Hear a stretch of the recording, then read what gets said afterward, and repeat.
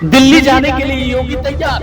PM चेहरे की तैयारी के लिए छोड़ेंगे यूपी सरकार। दिल्ली से अब योगी देंगे राजनीति को धार। आरएसएस की रणनीति को करेंगे साकार। केंद्र से अपने कद को देंगे और विस्तार।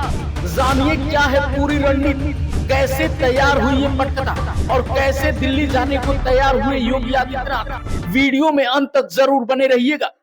नमस्कार, आप देख रहे हैं लाइव यूपी न्यूज 24। देश की राजनीति में इन दिनों एक चर्चा तेजी से तैर रही है। चर्चा इस बात की हो रही है कि क्या बीजेपी ने 2029 की तैयारी अभी से शुरू कर दी है।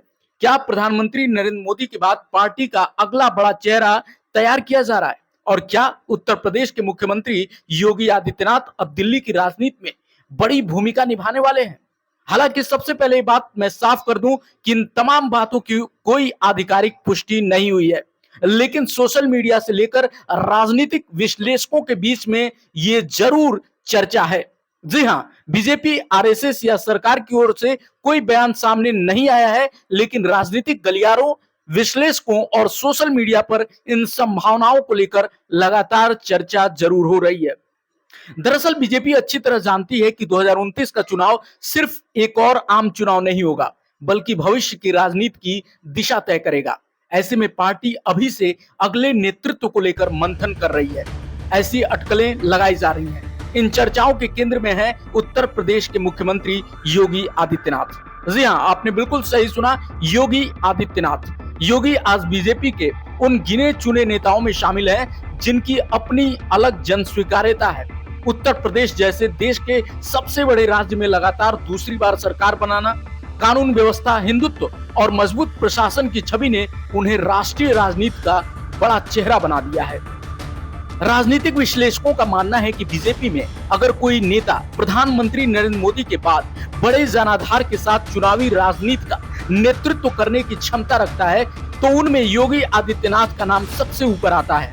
यही वजह है कि समय समय पर उन्हें राष्ट्रीय राजनीति में बड़ी जिम्मेदारी दिए जाने की चर्चाएं तेज होती रहती हैं।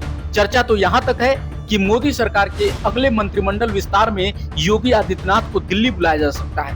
कुछ लोग तो ये भी दावा कर रहे हैं कि उन्हें गृह मंत्रालय जैसी अहम जिम्मेदारी देकर सरकार में नंबर 2 की भूमिका दी जा सकती है। अगर ऐसा होता है तो ये सिर्फ मंत्री बनने का मामला नहीं होगा, बल्कि राष्ट्रीय स्तर पर उनकी स्वीकार्यता को मजबूत करने की बड़ी रणनीति मानी जाएगी। हालांकि ये पूरी तरह राजनीतिक अटकलें हैं और इनकी आधिकारिक पुष्टि अभी तक नहीं हुई है, लेकिन सवाल ये भी है कि आखिर ये चर्चाएं उठ क्यों रही हैं। इसकी सबसे बड़ी वजह है योगी आदित्यनाथ का लगातार बढ़ता राजनीतिक कद। उत्तर प्रदेश की राजनीति से निकलकर उन्होंने पूरे देश में अपनी अलग पहचान बनाई है। बीजेपी के कई राज्यों में चुनाव प्रचार के दौरान उनकी सभाओं में उमड़ने वाली भीड़ और उनकी लोकप्रियता ये संकेत देती है कि उनका प्रभाव अब सिर्फ यूपी तक सीमित नहीं रहा है। दूसरी तरफ राष्ट्रीय स्वयंसेवक संघ यानी आरएसएस भी लंबे समय से संगठन और सरकार दोनों में मजबूत नेतृत्व तैयार करने की रणनीति पर काम करता रहा है।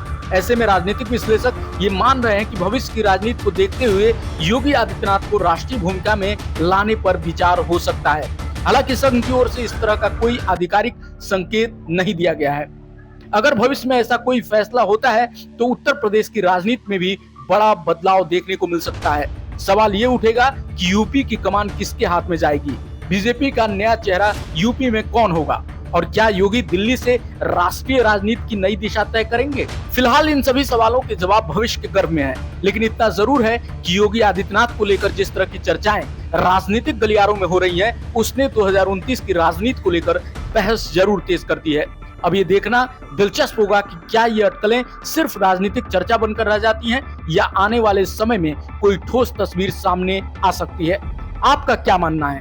क्या योगी आदित्यनाथ को राष्ट्रीय राजनीति में बड़ी भूमिका मिलनी चाहिए या भविष्य में पैच? क्या वे भविष्य में बीजेपी के प्रधानमंत्री पद के सबसे मजबूत दावेदार बन सकते हैं? अपनी राय कमेंट में जरूर बताइएगा। मिलते अगले वीडियो में। नमस्कार।